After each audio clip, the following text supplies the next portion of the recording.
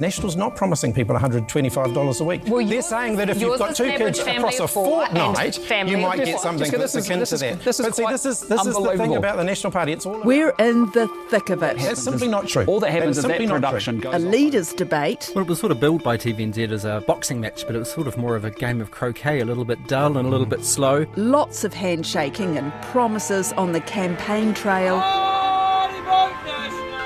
And a bit of argy-bargy. I'm asking you about South Wilson! You can try and shout us down in here. But what if all this makes you feel confused, deflated, or even despondent? What's the point of your vote? What if you back National, but you don't like the look of the minor party, or vice versa? You're an ardent ACT supporter, but not National. Or you lean to the left and see that vote as a wasted one. I'm Sharon Brett-Kelly. Today on The Detail, strategic voting, tactical voting, splitting your two ticks on the voting form. Believe it or not, more than a third of us do it already. So what exactly is it? Well, Richard Shaw is Professor of Politics at Massey University. All right, strategic voting is probably more commonly known in this country anyway as split voting. Often that's the way in which a voter manifests a desire that they have to do something other than give both of their votes, the party vote and the constituency vote, to the candidate and the party, which would be their natural preferred option. And that's what we call straight ticket voting. So 2 ticks for the same party and that party's candidate, that's straight ticket voting. If you split your vote and give your party vote to party A and your constituency vote to the candidate for party B, C or D, that's often what we know as strategic voting. And why would you do that? You would do that for a number of reasons. You are more likely to do that in Aotearoa, New Zealand, if you are naturally a supporter of a smaller party, because you know that the likelihood of your candidate, your party's candidate in your local constituency getting over the line is really low. We've historically been dominated in terms of constituency representation by members of the 2 major parties, the New Zealand National and Labour parties. There are only 3 constituency MPs in the current parliament who are not Labour or National MPs. So if you know that your preferred candidate isn't really that viable and you want to prevent your least preferred candidate from winning in your home constituency, you might split your vote that way. That's what you do with your electorate vote. On the party vote, which is the crucial one for determining the composition of parliament, you might want to vote strategically by splitting your vote in order to boost the chances of a particular party getting over that 5% threshold. Or you vote for a party other than the one you would normally vote for in order to keep the party you really don't like out of office. But let's get a reminder of how this 2-tick system came about. 1 for a party, 1 for a person. 1 for a party, 1 for a person. What are you doing? What? Practising, 1 for a person. Practising what? MMP. Under the previous system, the dice were really loaded in favour of the 2 major parties, irrespective of the amount of support that they had out there amongst the voting public. That changes when we introduce MMP in 1996. And interestingly, at that very first MMP election, from memory, something like 37%, so a third of all voters, split their votes. And that has continued to be the case pretty much. Last time round in 2020, it was in the low 30%. So we have quite high levels of strategic voting, higher than tends to be the case in some of the other countries with which we like to compare ourselves. Early on, under MMP, a colleague of mine, Jack Vowles, and other colleagues from the New Zealand electoral study based out of Te Herenga-Waka, Victoria, did quite a lot of research on why people split their votes, because the classical argument is that you split your votes because you're confused and you don't know how the voting system works and you just kind of get it wrong. And that's not what they found. What they found here, and I'm not sure if that research has been replicated since, is that New Zealanders are smart people as a rule, and we know why we split our votes. And so it's intentional and it's purposive. And you can look around the history of particularly some of the constituency seats in which that has regularly occurred. Epsom comes to mind. Do you want National Party supporters to give their electorate vote to John Banks in Epsom? Well, I'm not telling anyone to vote in a particular way because I don't think it's right for anyone to tell someone how to vote. But what I am saying is that we've had very good constructive working relationships with ACT.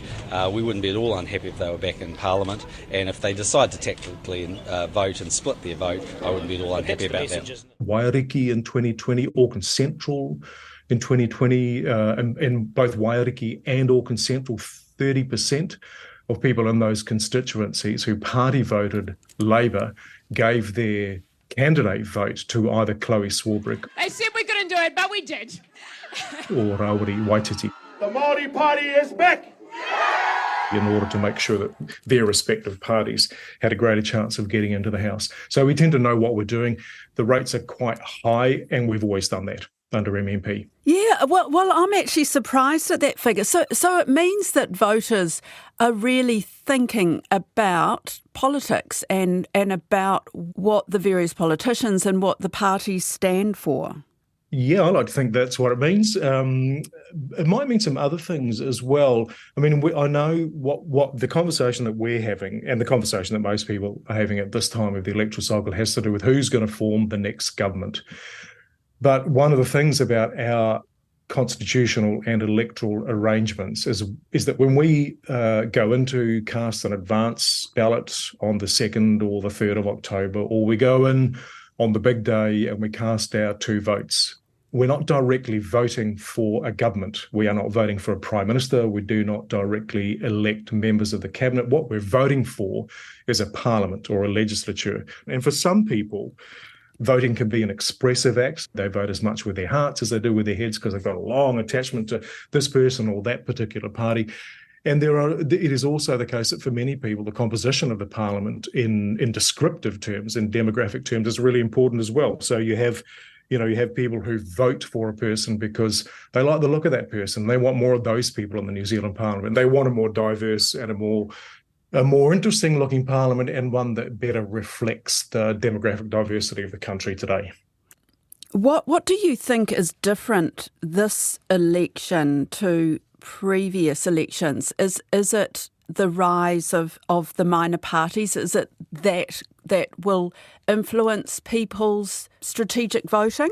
Yep, I think it will, but I don't know that that's all that different. I think that has been the case for some time. 2020 was a wee bit of an anomaly.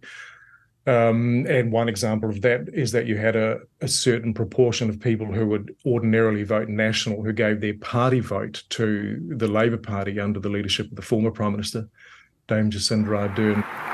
Tonight, New Zealand has shown the Labour Party its greatest support in at least 50 years. But who gave their constituency vote to a National Party candidate. So you had higher levels of split voting amongst National Party people than would ordinarily be the case, higher than will be the case this time around, I think.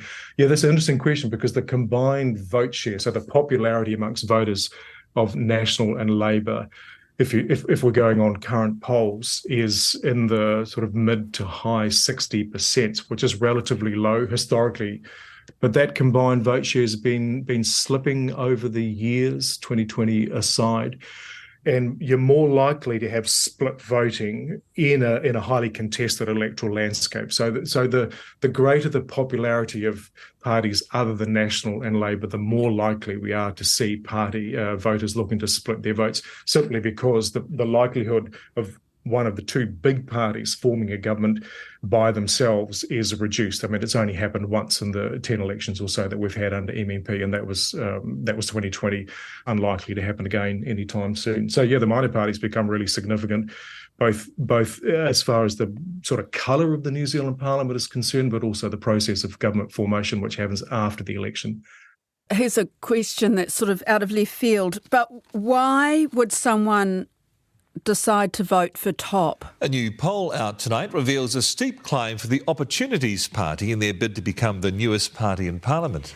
What would be the point? Because even if they got enough votes to win the Ilam electorate, are we really going to hear from them from one representative in Parliament? Top wants to turn Ilam teal, its only realistic opportunity to break into Parliament. Absolutely critical. I mean, we've decided we needed to focus on Ilam. As a small party, I think getting in through an electorate seat is much more viable. Let's talk a little bit about David Seymour. The only time that the ACT Party has, since 2002, the only time that the ACT Party has cleared the 5% threshold was in 2020. I think that's right, when they pulled 7.6% of the vote. And the reason why the ACT Party constitute the threat that they do to National this time round is because the National Party and the ACT Party entered into a series of arrangements over a long period of time, which essentially ensured that Epsom remained a safe seat for the ACT Party in considerable measure, because people who would ordinarily have given their constituency vote to the National Party's candidate, Paul Goldsmith, for a long period of time, gave it to David Seymour instead, just to ensure that there was that little bit of insurance. And now ACT is more than insurance. Now ACT are on the right of the National Party, and whilst their polling has dropped away a little bit in the last couple of weeks, they're peeling off urban liberals and disaffected farmers who the National Party might naturally think were theirs, as it were, historically. So that's a long-winded way, Sharon, of saying it can matter that there is one person in a parliament, because one person might not make a significant amount of difference in one particular parliament, but over a longer period of time, if their presence is maintained, they become something else. I think the Māori Party is another example of why you might want to have a smaller parliament in there, because it represents a voice or a particular view of things which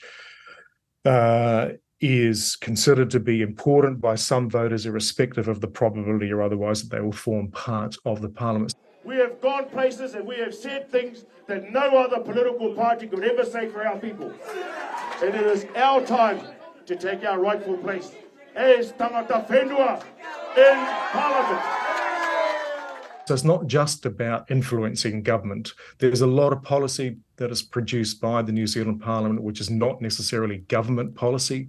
And you may be the kind of person who thinks that it's important for you that TOP's voice, one voice out of 120 or maybe 121 if we have an overhang parliament, it's important that that voice is in there, because you never quite know what's going to happen to that voice over the long term. Is there such a thing as wasting your vote? Classically, a wasted vote is any vote for anyone other than the winning candidate, but it can also refer to the votes that are cast for the winning candidate that are surplus to the requirements to win. So in a constituency battle, you simply need a plurality. You need one vote more than the second highest ranking candidate, and any votes that you accrue above and beyond that have no influence as far as the winning candidate is concerned. But on the party vote side, a wasted vote on the party vote is the vote that goes to a party that doesn't make the 5% threshold. And in 2020, that comprised just over 7% of all votes. No, it's not clumsy terminology. Wasted. It's a pejorative term, and I'm not sure that it's the most helpful term, because it suggests that the vote is worthless, and that's not necessarily the case. I mean, if you cast a vote and it's an expressive act, it reflects your views about things. The fact that it doesn't necessarily go to the person who wins is not indicative of the fact that it is wasted. It's only unnecessary in the sense that it doesn't influence the result of the allocation of parliamentary seats. So, what is on voters' minds? How much do they really know when they go to tick the two boxes on the ballot form? Well, Ollie Nees is the editorial director of the website Policy NZ that offers a guide to the election. And some of the stuff it reveals about the parties and voters is pretty surprising, including how many people go in search of information. Well, at the last election, which is the last election we have full data for, we had around about 500,000 different users overall. So that's the equivalent roughly of about 1 in 6 voters. This election we're on track to see similar numbers. So every day we're seeing thousands of people from across New Zealand logging on to take a look. And some people just pop on to have a quick look at one topic that interests them, but we also see some users who are pretty committed, who spend literally hours and hours and hours going through every single page, reviewing hundreds of policies to make up their mind, which is pretty extraordinary. It is. What do you know about these people who go to your website? How much information do you get about them? Well, we know very little actually, and that's because, information about voting is quite obviously very private, and so people can use the Policy NZ tool to favourite the policies they like and kind of create a personalised list of their favourite policies. So for that reason, we adopt a very cautious approach to collecting information about our users. So people can go onto your website and what can they do, a search, or they go to a certain electorate, or what do people tend to do? So there's 3 ways to use the tool. One, you can go topic by topic and see summaries of the party's policies, and there's 74 topics across the website. Wow. So pretty much everything that you can think of. You can also browse electorate by electorate. So you can put in your address, find your electorate, whether that's a general electorate or a Māori electorate, and you can see profiles of the candidates. And that information is sourced by us surveying all candidates directly. And then you can also see profiles of each of the parties that are running in the election with a full breakdown of their party lists. Have you noticed anything different this time around compared with 2020? There's definitely been a difference in terms of the policy areas that are getting emphasis. I think last time around, obviously COVID-19 was a big one, but also housing was very significant. This time around, there hasn't been a huge number of housing announcements.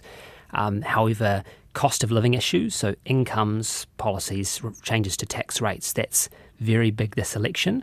And also, I think, proposals to change the way things like infrastructure and the resource management system works. Those are areas where we're seeing a lot of policy announcements and proposed changes. I've been talking to Richard Shaw about strategic voting, or split voting, it tends to be called here. Does this give you any pointers on what people are doing in terms of strategic voting? Because we do have a high number of voters who do split their votes.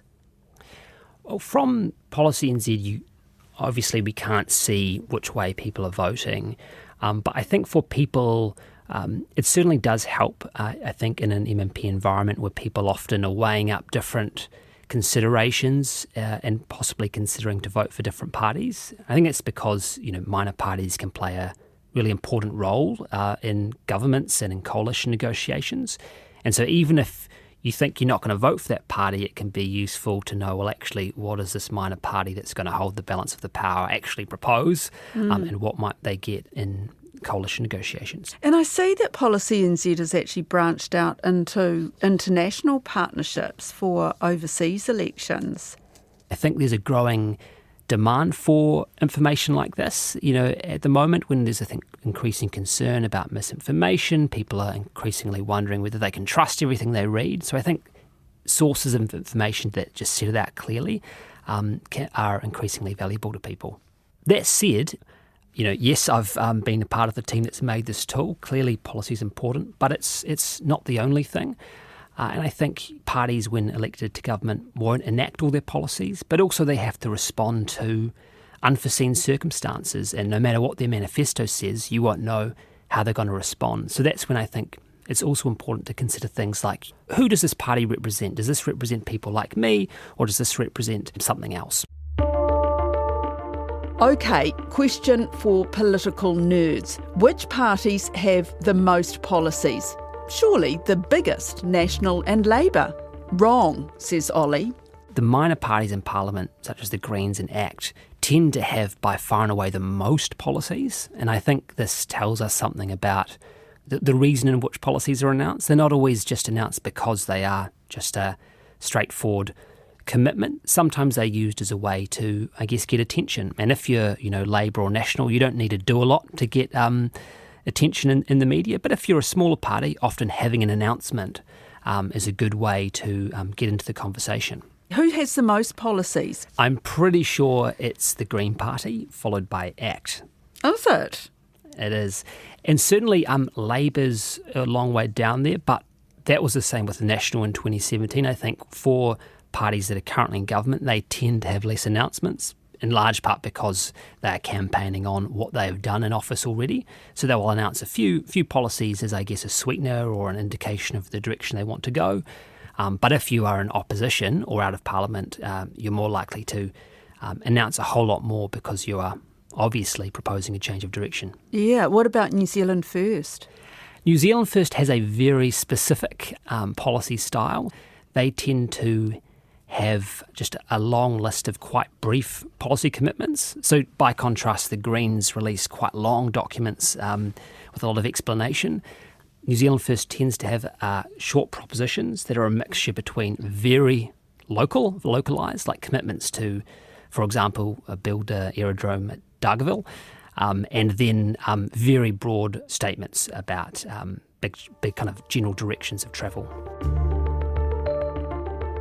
We haven't yet seen a third party, what we used to call the minor parties. We haven't yet seen one really break through and kick on to the sort of 15, 17, 20% margin of vote at an election yet.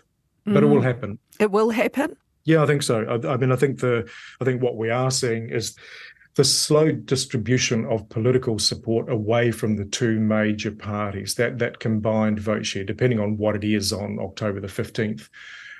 It just looks to be softening a little bit gradually over time, that the strength of people's party attachment is less than it was a couple of generations ago, and that opens up the prospect for smaller parties to find their way into the political spectrum.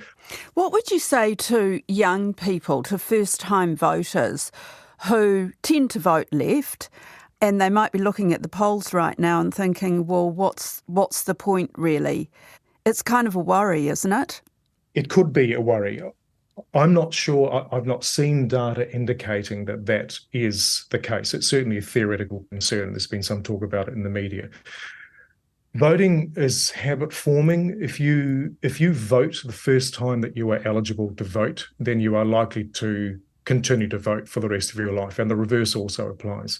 If you don't vote the first time you're eligible to, the likelihood of you voting falls quite significantly.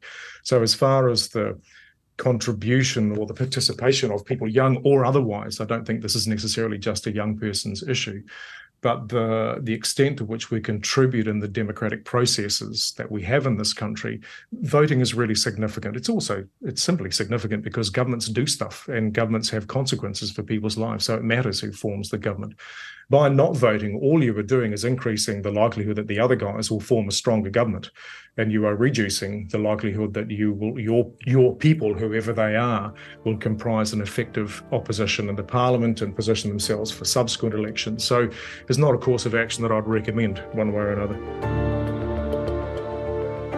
That's it for today. I'm Sharon Brett-Kelly. The Detail is supported by the Public Interest Journalism Fund. This episode was engineered by Jeremy Ansell. Our producers are Alexia Russell and Bonnie Harrison. And thanks to Professor Richard Shaw and Ollie Nees. Ka kite.